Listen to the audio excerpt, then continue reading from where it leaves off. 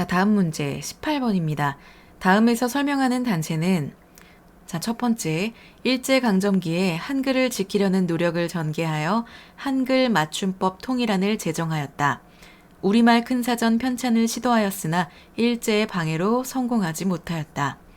자, 여기서 설명하고 있는 단체는 바로 조선어 학회입니다. 조선어 학회는 이름이 여러 번 바뀌는데요. 일단 처음에 생겼을 때는 조선어 연구회였어요. 그 다음에 조선어 학회로 바뀌었고, 광복 이후에는 한글학회라고 이름을 바뀌었고, 지금까지도 존재하는 단체입니다. 자, 보기에 나왔던 것처럼 우리말 큰사전 편찬을 시도하는 등 우리말과 우리어를 지키기 위해서 정말 많은 노력을 했던 분들이 계셨고요. 그리고 1930년대 그리고 40년대 이후에는 완전히 민족 말살 통치기로 들어가게 되잖아요. 그러니까 당연히 한글을 지키려는 사람들이 엄청나게 탄압을 받았었겠죠. 그래서 뭐 감옥에도 많이 가고 고문을 받다가 죽은 사람도 있고, 네, 그런 소중한 노력들이 있었기 때문에 우리가 지금 이렇게 한글을 사용할 수 있는 게 아닌가 합니다. 자, 그래서 정답은 4번이고요. 나머지 단체들도 살펴볼게요. 자, 첫 번째는 황국협회예요. 황국협회 하면 어떤 느낌 드세요? 뭔가 황국이라고 하면 좀 현대적이진 않죠. 좀 충격적이게도 독립협회에 대항해서 정부가 조직한 단체가 바로 황국협회였어요. 자, 독립협회는요, 입헌군주제, 그러니까 왕은 이때 법에 의해서 통치가 되는 나라를 지향했는데요. 정부의 입장에서는 이 말이 괜찮게 들릴까요? 나를 그냥 허수아비 왕으로 만들겠다는 거잖아요. 그래서 웃기게도 이 정부는 독립협회에 대항해서 황국협회를 만들고 독립협회의 뭐 만민공동회나 이런 것들을 방해하는 공작을 펼쳐요. 그 단체가 바로 황국협회입니다. 자, 두 번째로 한국광복군. 한국광복군은 1940년대에 조직이 됐고요. 대한민국 임시정부 산하의 아래의 무장 독립군입니다. 그래서 한국광복군을 필두로 많은 작전을 우리가 계획을 했었는데 갑자기 해방이 되어버리면서 작전을 실행하지 못하는 그런 일이 발생하기도 했어요. 자, 그 다음에 한인애국단입니다. 한인애국단은요, 1931년에 중국 상해에서 조직이 된 단체예요.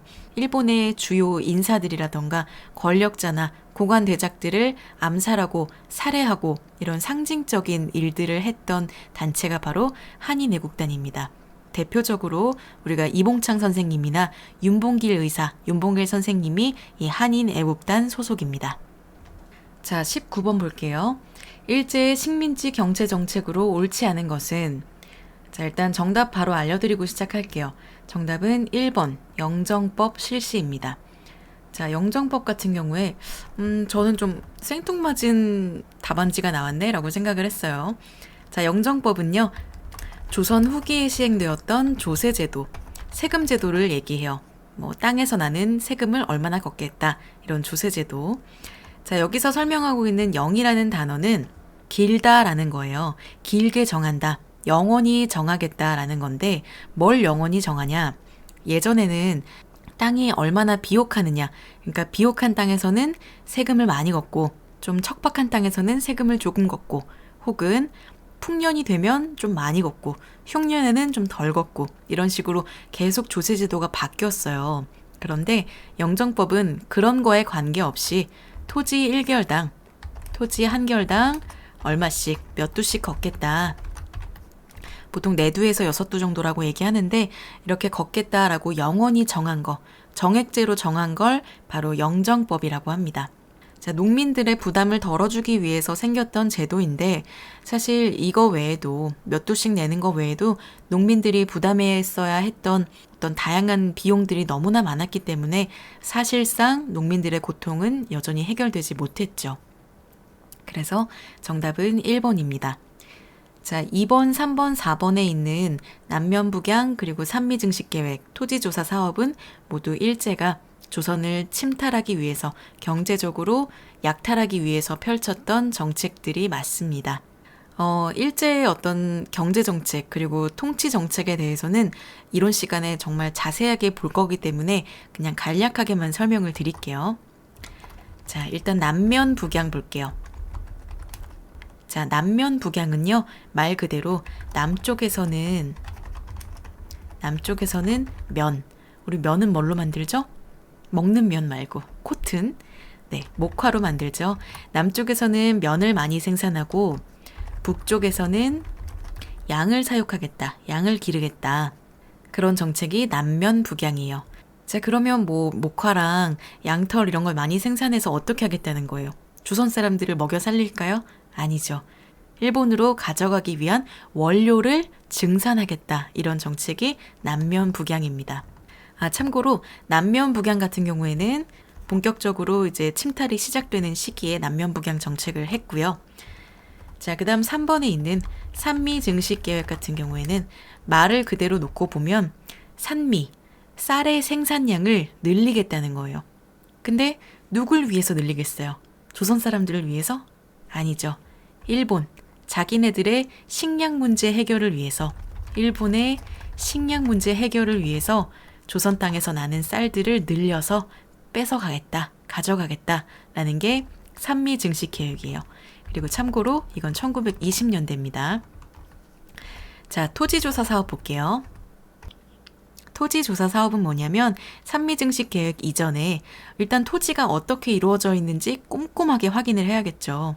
그래서 주인이 애매한 땅은 뺐고 글을 잘 모르는 농민들의 땅도 뺐고 그래야 일본인들이 살 곳이 생기고 또 일본인들을 위한 기관을 세우는데 생기고 그런 식으로 이용을 할 목적이었겠죠. 그리고 세금도 꼼꼼하게 거둘 거고. 그러니까 토지조사 사업은 토지를 확보하고 세금 파악을 빡세게 하겠다. 이런 뜻에서 했던 게 바로 토지조사 사업이에요. 결국은 일제의 식민지 경제정책이라는 건 전부 다 하나도 남김없이 약탈 정책이었다. 경제적인 침탈 정책이었다. 이렇게 이해를 하고 계셔야 됩니다. 자, 20번입니다. 다음에서 설명하고 있는 민족운동은 검정고시 단골 문제가 나왔습니다. 볼게요. 민족 자결주의와 28 독립선언의 영향을 받아 일어났다. 대한민국 임시정부 수립의 계기가 되었다. 연도까지 기억하셔야 하는 바로 3.1운동입니다. 1919년 3.1운동. 정리할게요. 자, 일단 보기에 있었던 민족 자결주의라는 거는 이제 미국의 윌슨이라는 사람이 얘기를 했던 건데 그 민족의 운명은 그 민족이 정해야 한다라는 말이에요. 이 말의 내막에 대해서는 할 말이 많지만 어쨌든 그 말 자체는 되게 식민지 통치를 받고 있던 우리나라 사람들의 심장에 가슴에 불을 지필 만한 말이었죠. 그래, 우리가 지금은 이렇게 식민 통치를 당하고 있지만 우리 민족의 운명은 우리가 정하겠다. 우리는 독립을 외쳐야겠다. 그렇게 생각을 했고 28 독립선언은 일본에 유학하고 있던 우리나라 유학생들이 독립선언문을 낭독을 한 거예요. 얼마나 가슴이 뜨거워지는 일입니까? 그런 데에서 자극을 받아서 우리나라의 전 국민들이 들고 일어난 게 3.1운동이죠. 평화 시위했고요. 만세 시위했으나 일본의 총칼에 짓밟히고 말았습니다. 이제 지식인들이 느끼는 거예요. 이 3.1운동을 보면서 우리 민족에게 독립에 대한 의지가 아주 확실히 있구나. 이런 것들을 확인하고 제대로 된 조직을 만들어야겠다라고 해서 생겨난 게 바로 대한민국 임시정부, 대한민국 임정입니다. 그래서 정답은 1번이 되겠고요. 자, 2번, 3번, 4번도 한번 살펴볼게요. 2번에 있는 새마을운동은요. 박정희 정권 때 1970년대 박정희 정권에서 주도했던 지역사회 개발운동입니다. 잘 살아보세 이런 걸 외치면서 했던 운동이죠. 자, 3번에 있는 문자 보급 운동은요. 1920, 30년대에 신문사가 주축이 되어서 실행했던 문맹 퇴치 그리고 한글 보급 운동을 문자 보급 운동이라고 우리는 부르고 있습니다. 자, 4번에 있는 서경천도 운동은요, 갑자기 과거로 확 돌아가는데 이건 고려시대입니다. 고려시대 때 문벌귀족과 묘청이라는 신흥 귀족 간에 세력 다툼이 있었어요. 이 문벌귀족은 기존의 고려의 수도인 개경을 거점으로 해서 정말 막강한 권력을 가지고 있었거든요. 그러면 신흥 귀족인 묘청의 입장에서는 수도를 옮기고 싶겠죠. 새로운 곳에서, 새로운 터전에서 다시 시작하고 싶겠죠. 그래서 서경으로 수도를 옮깁시다. 서경천도 운동을 펼쳤었고요. 서경천도 운동이라고 부르기도 하고 묘청의 난이랑 같은 선상에서 보기도 하니까 두 가지 모두 기억해 두시면 좋겠습니다. 자, 거의 다 끝나갑니다. 여러분 힘내세요. 21번. 1948년 제정된 반민족 행위처벌법의 목적으로 옳은 것은, 자, 반민족 행위처벌법은요, 친일파 청산을 위해서 만들어진 법이에요. 이승만 정부의 조직적인 운동하에 잘 시행이 되지는 못했지만 어쨌든 반민족 행위 처벌법이라는 게 만들어졌었습니다. 바로 친일파 청산을 위해서요. 자, 2번, 3번, 4번도 보겠습니다. 신분제 폐지. 아까 살펴봤었죠? 언제였죠? 네, 갑오개혁 때. 갑오개혁 때 우리에게 공식적으로 신분제가 폐지되었다. 3번에 삼정문란 해결. 삼정의 문란 해결은요, 아까 말씀드렸다시피 삼정, 뭐 조세제도나 아니면 군역, 노역 이런 것들의 문란함, 부패가 정말 이루 말할 수 없이 심했어요. 농민들은 먹고 살기가 너무너무 힘든 상황이었습니다. 그래서 이런 삼정의 문란을 해결하고자 아까 같은 호포법 같은 게 시행이 됐던 거죠. 자, 4번에 있는 외환위기 극복입니다. 자, 우리 아마 연세가 좀 있으신 학생분들께서는 IMF 바로 이해하실 거예요. 우리나라가 97년도에 굉장한 외환 위기를 겪게 됩니다. 그래서 IMF라는 국제통화기금에서 큰 돈을 빌리게 돼요. 나라가 어려울 때 우리 국민들은 외면하지 않았습니다. 피나는 노력을 통해서, 그리고 금반지, 아이들 돌반지 이런 거를 갖고 나라를 위해서 써주세요 하고 가지고 왔어요. 금모으기 운동이었죠.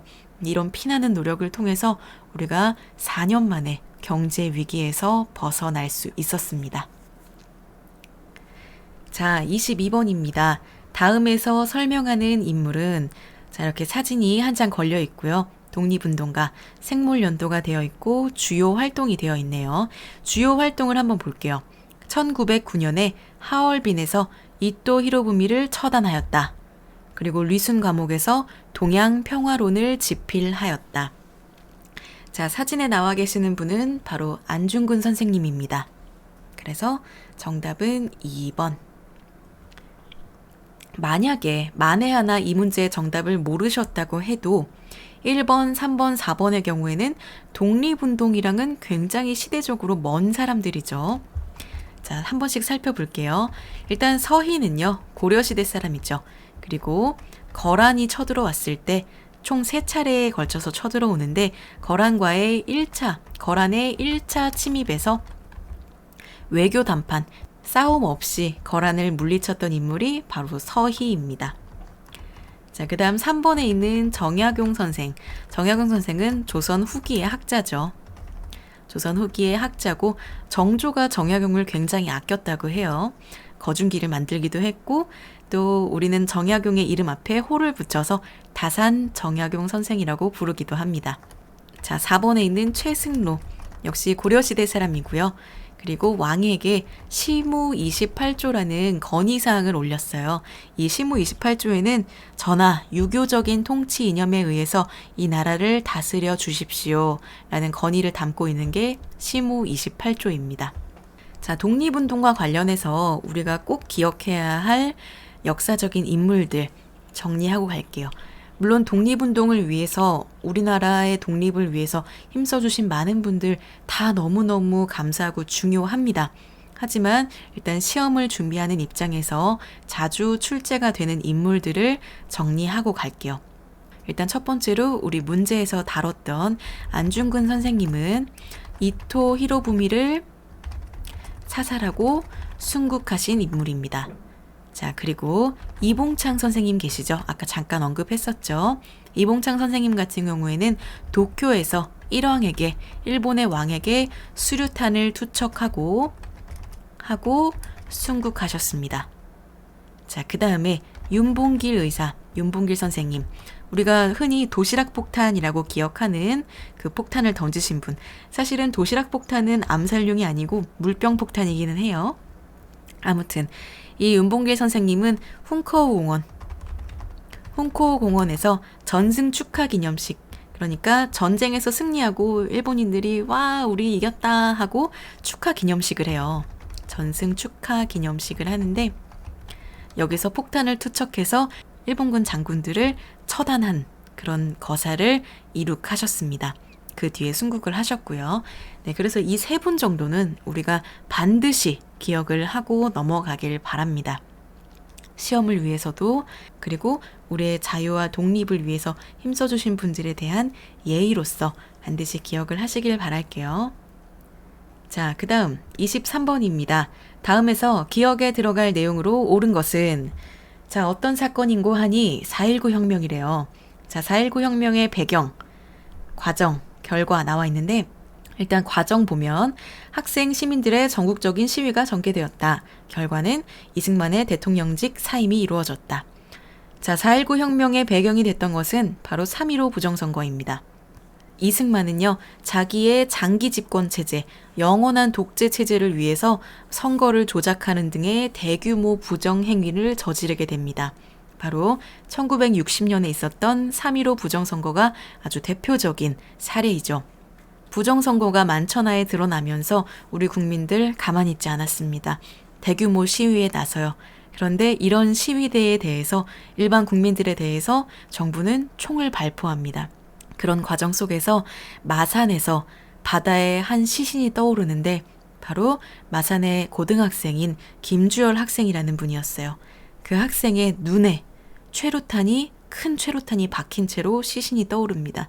전국민적인 분노가 들끓었고요. 4.19 혁명이 일어났고요. 그 결과로 이승만이 드디어 대통령직을 사임하게 됩니다. 자, 그래서 정답은 3번이고요. 나머지 1번, 2번, 4번도 한번 살펴볼게요. 자, 1번에 있는 분하로드 운동. 분하로드 운동은요, 동아일보에서 주도했던 농촌 계몽 운동이에요. 예를 들면 문자를 보급하는 등의, 또 언론사다 보니까 문자 보급 이런 거에 힘을 썼겠죠. 자, 분하로드라는 말이 조금 생경할 수 있는데, 이 분하로드라는 말은요, 러시아 말이에요. 러시아 말이고 민중 속으로 라는 뜻을 담고 있다고 합니다. 자, 그 다음에 2번에 있는 농촌진흥운동. 농촌진흥운동은요, 1930, 40년대 일제가 진행했던 황국신민화 정책의 일환이에요. 일제의 정책이고 황국신민화 정책입니다. 황국신민화 정책이란 건 뭐냐면 그러니까 정말 속국으로 만들겠다는 거죠. 조선 사람들을 일본 밑에 있는 사람들로 완전히 너네도 황국 신민이야 라고 꼬시는 거예요. 농촌 경제가 당시에 굉장히 몰락을 하거든요. 이제 막 수탈을 해가기 시작하니까 일반 농민들은 살 수가 없는 거죠. 그런 사람들을 컨트롤하기 위해서 황국신민화 정책의 차원에서 펼쳤던 일제의 정책을 농촌진흥운동이라고 합니다. 말만 좋지 사실은 민족 기만 정책이죠. 자, 그 다음 4번에 있는 민족유일당 운동입니다. 민족유일당 운동. 네, 민족유일당 운동은요, 1920년대 중반부터 있었던 운동이고요. 항일 단체들 사이에서 추진되었던, 이 당시에는 이제 민족주의자들과 사회주의자 계열들이 좀 대립이 된 상태였어요. 그런데 1920년대 중반 들면서 야, 우리가 목표는 하나인데 힘을 합쳐야 되지 않겠어? 지금 우리끼리 싸울 때가 아니야. 라고 하면서 힘을 합치기 시작했던 운동이 바로 민족유일당 운동이에요. 그래서 우리가 1927년에 신간회라는 단체가 조직이 되는데, 이 신간회도 민족유일당 운동의 일환입니다. 민족주의자들과 사회주의자들이 힘을 합치는 거예요. 신간에 하면 독립을 열망하는 사람들이 노선을 떠나서 힘을 합쳤던 게 바로 신간회였구나. 이 정도는 기억을 하실 수 있어야 돼요. 자, 그래서 정답은 어쨌든 3번입니다. 자, 24번입니다. 의열단에 대한 설명으로 옳지 않은 것은 자, 1번 1919년 만주에서 김원봉이 주도하여 조직하였다. 2번 조선총독부, 종로경찰서 등의 폭탄을 투척하였다. 3번 신채호의 조선혁명선언을 행동강령으로 삼았다. 4번 쌍성 총관부를 공격하여 천령 이북의 땅을 회복하였다. 자, 정답 4번입니다. 자, 4번에 있는 내용은요. 굉장히 시대적으로도 먼 고려의 공민왕이 했던 업적을 얘기해주고 있어요. 네, 고려시대 때 얘기입니다. 자, 옳지 않은 걸로 4번이 정답이니까 1, 2, 3번은 모두 의열단에 대한 내용이 맞겠죠. 한 번씩 읽어보시고 기억하시면 좋을 것 같아요. 자, 드디어 마지막 문제입니다. 25번. 다음에서 기억에 들어갈 내용으로 옳은 것은 이 문제는 쉽지 않았어요. 읽어볼게요. 노태우 정부의 정책이래요. 이 노태우 정부라는 걸 기억하셔야 되고요. 자, 북방 외교를 추진했고 남북한이 유엔에 동시 가입하였고 세 번째 어떤 일을 했다. 인데요. 자, 아마 3번, 4번 이렇게 헷갈리신 분 많았을 거예요. 왜냐하면 1번, 2번은 누가 봐도 좀 아니거든요. 일단 1번, 2번 한번 살펴볼게요. 자, 1번에 있는 교정도감. 교정도감은요, 무려 고려시대 때입니다. 무신정권기에 최고의 정치적 권력을 가지고 있었던 기관이 바로 교정도감이에요. 자, 그 다음에 관수관급제. 관수관급제는요, 조선시대 때, 그리고 성종 때 실시됐던 제도인데요. 이게 뭐냐면, 나라가 거두고 나라가 지급하겠다라는 뜻이에요. 문자 그대로 해석하면. 뭐냐면, 국가가 토지를 관리해서 국가가 세금을 직접 걷는 거예요. 그리고 관리에게는 녹봉, 월급을 주는 겁니다. 지금으로 따지면 우리 공무원들 월급 주는 거랑 똑같죠. 국가가 세금을 걷고 공무원들에게 그걸로 월급을 주잖아요. 그게 바로 관수관급제예요. 자, 3번, 4번이 모두 다 현대사에 대한 내용이라서 조금 헷갈리셨을 수 있어요. 그리고 노태우 정부의 정책이라고 딱 돼 있으니까 이때를 골라야 되거든요. 자, 정답은 4번이에요. 남북기본합의서 채택입니다. 일단 개성공단부터 볼게요. 개성공단 건설. 자, 개성공단은요. 이것보다 조금 더 후반이에요. 노태우 정부 때가 아니라 김대중 정부 때. 2000년에 6.15 공동선언이란 걸 해요. 그러면서 그 공동선언, 역사적인 만남, 역사적인 사건을 기념하면서 세웠던 게 바로 개성공단이에요. 어떤 평화와 화합의 상징으로서 만들었던 거. 자, 그리고 4번의 정답인 남북기본합의서. 1991년이거든요. 네, 노태우 정부 때 채택이 됐던 남북기본합의서. 이게 정답입니다. 아마 3번, 4번 조금 헷갈리셨을 것 같아요. 네. 자, 남북기본합의서를 외운다기보다 이제 다음 시험을 준비하시는 분들은 개성공단 건설을 오히려 외우시길 바랄게요. 왜냐하면 노태우 정부에 대한 일보다는 이 2000년에 있었던 6.15 공동선언, 김대중 전 대통령이 받았던 노벨 평화상 이런 것들이 검정고시 마지막 문제로 훨씬 더 자주 나오거든요. 그래서 6.15 공동선언을 기념하여 개성공단을 건설했다. 이거를 외우시는 게 조금 더 도움이 될 것 같습니다. 자, 오늘 이렇게 2021년 1회 한국사 풀이를 했습니다.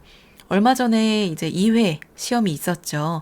2회 시험 문제들도 좀 발빠르게 정리를 해서 문제풀이로 가지고 오도록 할게요. 긴 시간 동안 설명 듣느라 고생 많으셨습니다. 감사합니다.